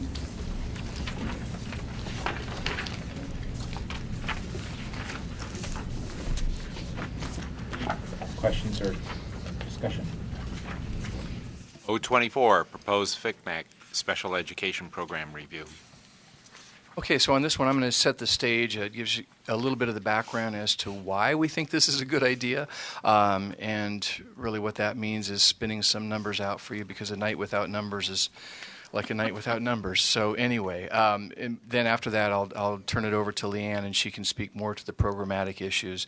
A little bit of this is in the recap here, but just some facts that I found interesting as I went back and took a little bit of a look.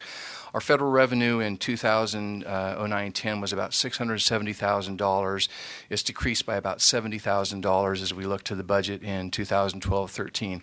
It doesn't seem like an enormous number, but that's about a 10% reduction, and that's just the normal federal special ed revenues that we receive. It excludes any of the ARA revenues.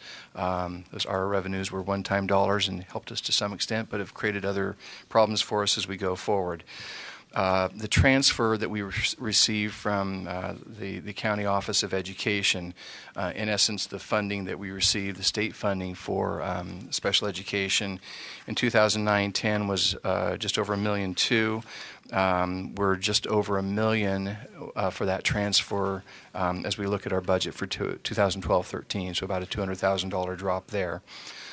Total expenditures for last year, about $4.6 million on special education, budgeted to be about $5.2 million in 2012-13, a $600,000 increase from year to year, and that's out of an approximate $33 million, $35 million budget. So you can see right off the bat that roughly a sixth to a seventh of our overall budget is being used on special education expenditures. Along with that number, our chargeback from the Humboldt County Office of Education is increasing. Those are the special programs that they run for us or that involve some of our most severely handicapped children. In 2009-10, that chargeback was just over $1 million. Last year, we were at $1.3 million for the chargeback, and we budgeted just under $1.6 million for 2012-13. So we're seeing that number rising fairly rapidly. Is that chargeback part of the $5 million budgeted? It is, yes. Our total encroachment contribution, if you will, the dollars that we put towards special education above and beyond the dollars that are earmarked for special ed at the federal and state level. In 2009-10, our contribution was about $1.5 million. Last year, our contribution had risen to about $2.4 million, and for 2012-13, we are looking at roughly $2.8 million as our contribution to special education programs. Out of the general fund? Correct. In addition to that number, roughly $500,000 of revenue limit dollars are fed into special ed as well. So out of our general fund for 2012-13, roughly $3.3 million will be coming from our unrestricted to help pay for special ed programs. That contributes to a ratio or contribution, if you will, to our total expenditures of about 51%. So we're well above the state average, which for 2010-11 was right at 27%. The 8-year average for contribution across the state was at 26%. So we're running roughly double what the state average has been over that period of time. So those are all very good reasons, I think, for us to be taking a look at the special education review with FCMAT. We don't yet have numbers from FCMAT in terms of what the review would cost. We have looked at other programs, including one from School Innovations and Advocacy. Their cost for a program review was $22,500. We're expecting that FCMAT will come in below that. Irrespective of that, we believe that FCMAT are probably the leaders in the state in terms of coming in and providing this kind of a review. So we're very eager to see what the numbers look like when they get to that point. And with that, I'll turn it over to Leanne. Paul, can I ask a question on that sure. Scope of study sheet 47, page 47? Uh-huh. Number 5, is that supposed to be for more cost-effective measures to retain, effect, and increase efficiency, not remain? I've got a question mark there, and I'm trying to figure out why I have one there. I think that we just want to take remain out of there. To affect and increase efficiency? Or change that to retain? I'll tell you what, let's just okay. kind of strike the verbiage on that sense. But basically what we're saying is we want to look at the one-on-one aids and come up with more cost-effective measures for how we're treating the programs. I knew there was a question mark there for some reason, but I wasn't sure. That's okay. I would garble the numbers, so I'm so glad you did that part of it. I think one of the reasons why I'm really supporting the recommendation that we do this program evaluation is for a long time we saw historically as our declining enrollment, we also saw declining enrollment in our special ed numbers. So it was pretty consistent that both populations were declining. But in the past 4, 5, 6 years, our special education population is actually increasing, while our general as we know, the rest of our population is decreasing. So I think in some ways that is contributing to the cost. But the other thing that we have seen, or I feel that we've seen, is a trend in the severity of the needs that the students are presenting us with and the stressors that has been placing on our programs. So one of the real benefits that I think are having somebody come in and help us with an analysis of our programs is really looking at how can we provide a free and appropriate public education to our students, ensuring a continuum of program options and looking at our service delivery models. But that may mean we need to look at how we do business in a different way, because what I see is increasing amount of stress on our system, both our teaching staff and certainly the students within the programs as the severity of the needs of the students increase. So I think, to me, having that objective look at what are some other ways we could potentially deliver services effectively, efficiently, meet the needs of our students, but hopefully take some of the stress out of the situation we currently find ourselves would be, I think, very helpful. We also have seen a tremendous increase in our preschool populations. 4 or 5 years ago, we had one special day class for preschool students of autism. We now have 3, and the majority of those students are ours. So I think it's time for us to evaluate, are those programs that we should be operating ourselves rather than having the county operate them for us? What is the most cost-effective way to provide quality services to kids? Is it us? Is it them? Is it a blended model? Is it bringing them on our campus? Is it leaving them in a satellite program like Glen Paul? I really think we need to take an objective look from our 3-year-olds all the way up to our 22-year-olds, because those are the kids that we are responsible to serve in special education. And I think having some expertise to help us look at that objectively would be very, very helpful. In addition, we're seeing an increase, and Paul mentioned that, in our additional adult assistance, or SCIA, special circumstance instructional aids.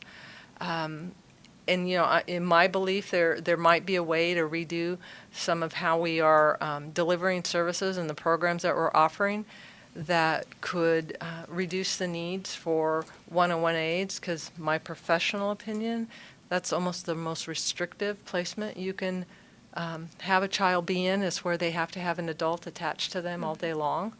But some of our students are so severe right now that it's absolutely required. But I think we need to take a look at, is there a better way to deliver services for them?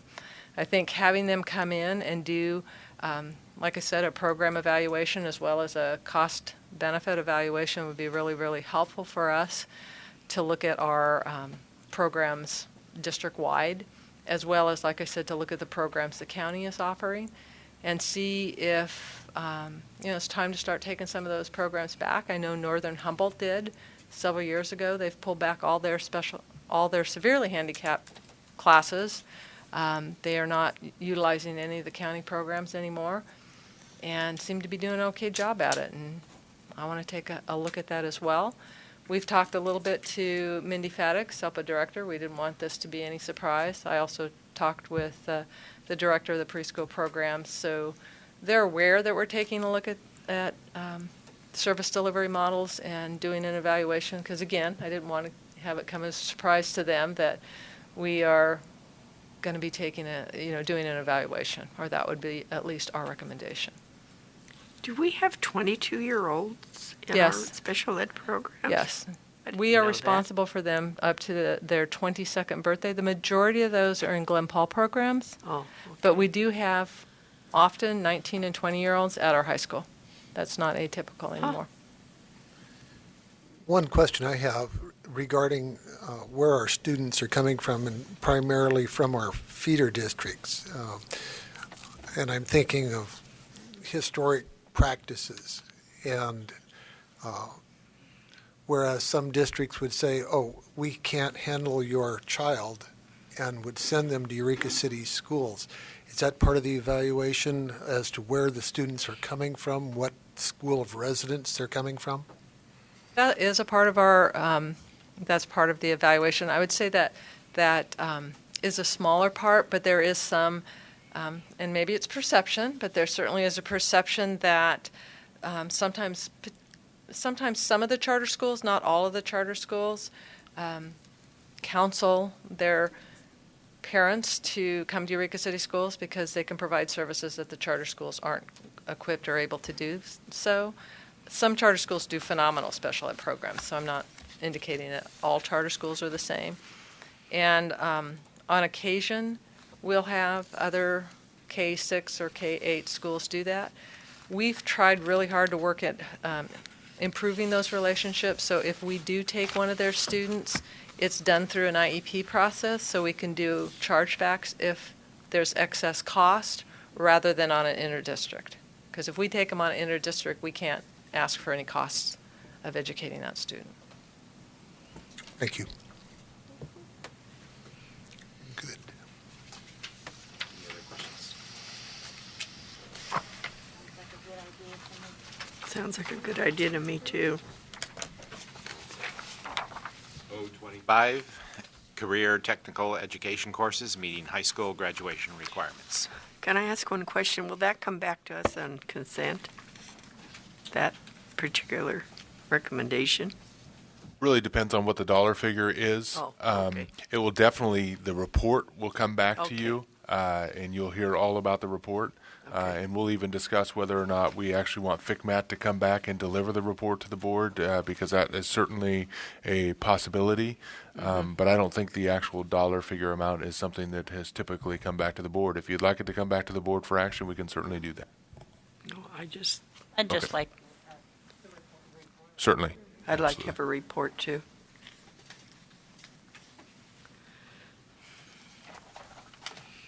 Good evening again.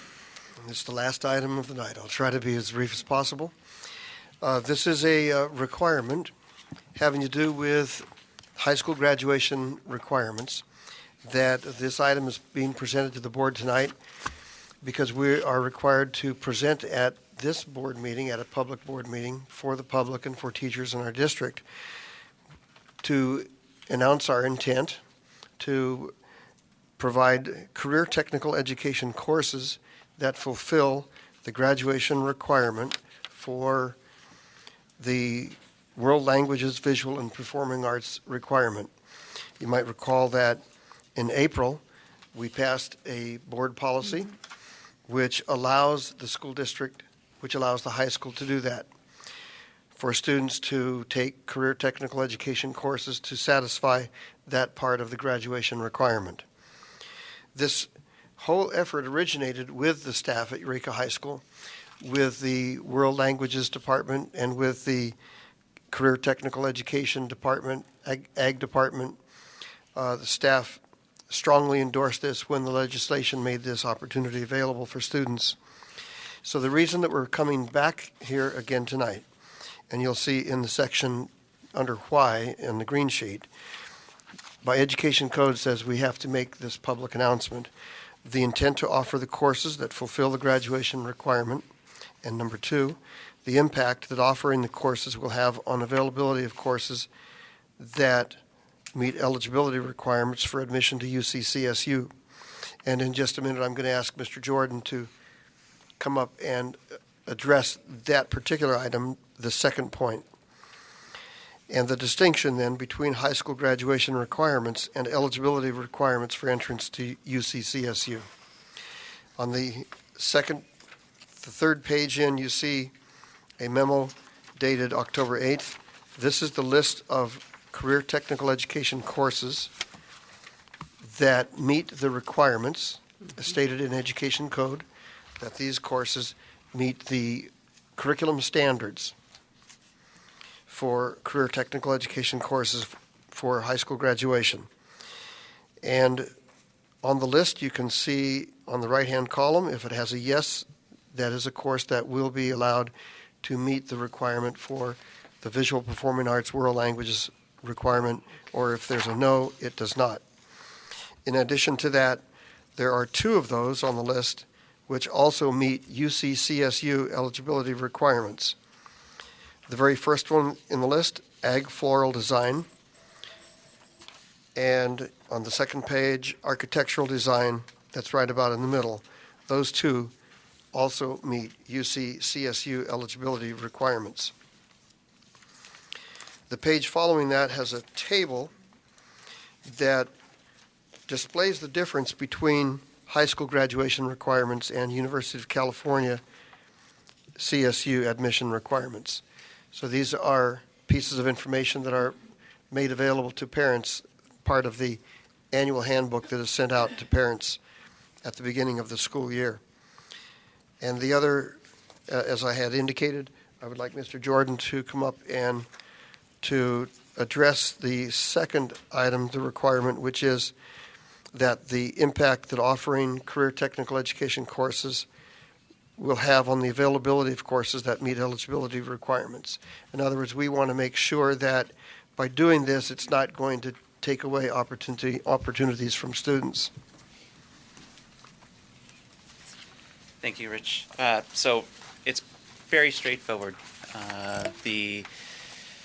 The courses that will now, if the board approves, that will now meet this portion of the graduation requirement are already on the books. They're already courses that we're offering.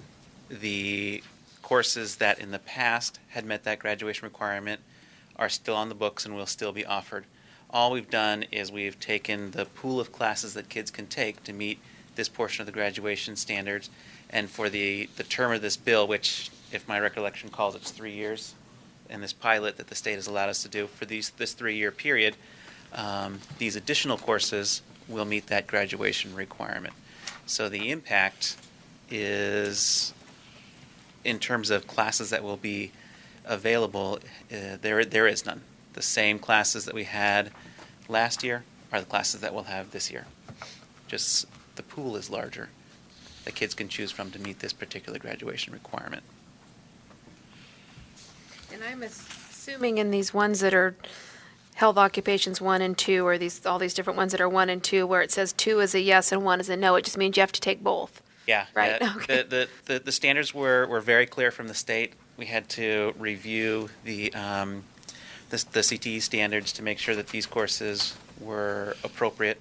And it became pretty clear very quickly which courses were going to be appropriate and which weren't. The pattern really repeated itself in a number of areas. And ideally, we would like the kids to complete the string of classes. Right. Sure. They were graduation, they met graduation requirements for the elective portion. Absolutely. And now they are meeting the graduation requirement for performing arts or world language. Right, and it's a 10 credit requirement, and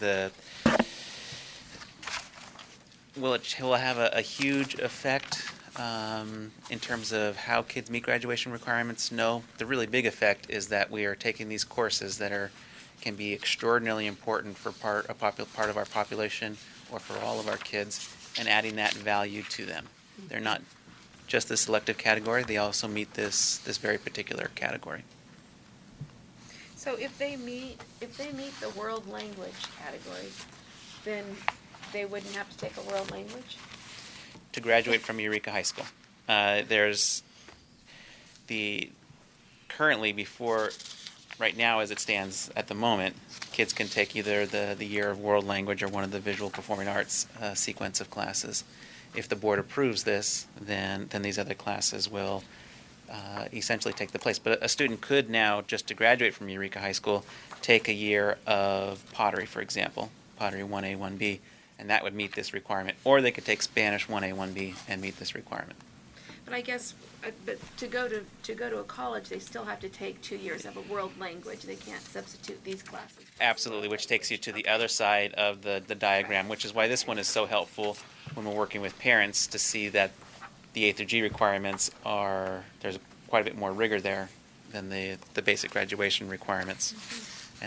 And just a couple things for clarification. It's 2 recommended 3. So really, for our students to be competitive in a college environment, they need 3 years of some sort of world language. And one other clarification I just want to provide, that this is just an information and study or discussion type item. Right now, we're actually not approving it tonight. It's just basically being publicly heard. So. Anything else? Great. Was there anything else? Thanks. Thank you.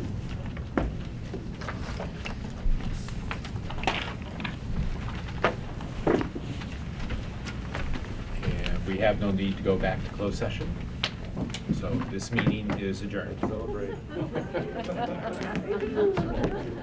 Talk to Jan, or should we have time? Let's get the date first. Okay, well, I was going to say let's ask her to hang on. I want to get this to Georgia. Oh, okay. Then ask her to hang on.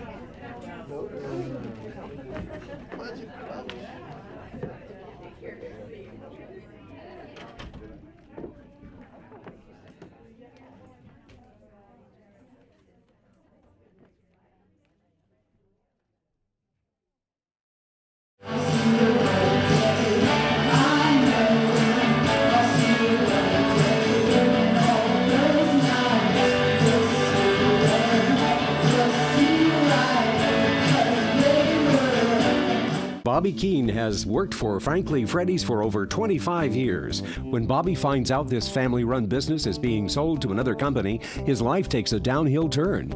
Don't miss this original series starring Dmitry Chikorsky and Michael Thomas, along with a cast of Humboldt County's most loved actors. Bobby Keene Corporate World is seen only on The Carol Escobar Show, Tuesdays at 7:30 p.m. and Sundays at 6 p.m. on Access Humboldt Cable Channel 12. Bobby Keene Corporate World.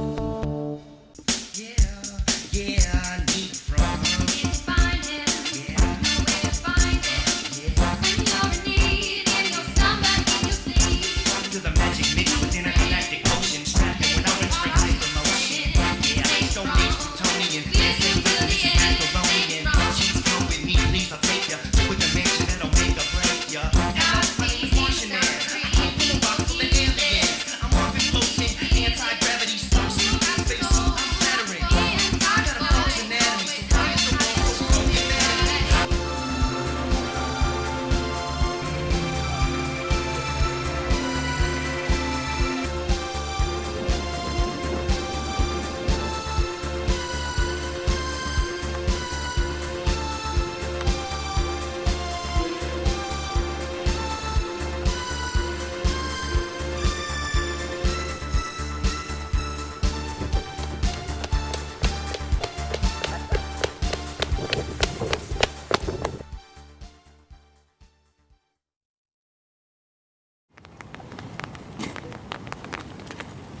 Enjoy your guys' circle jerk.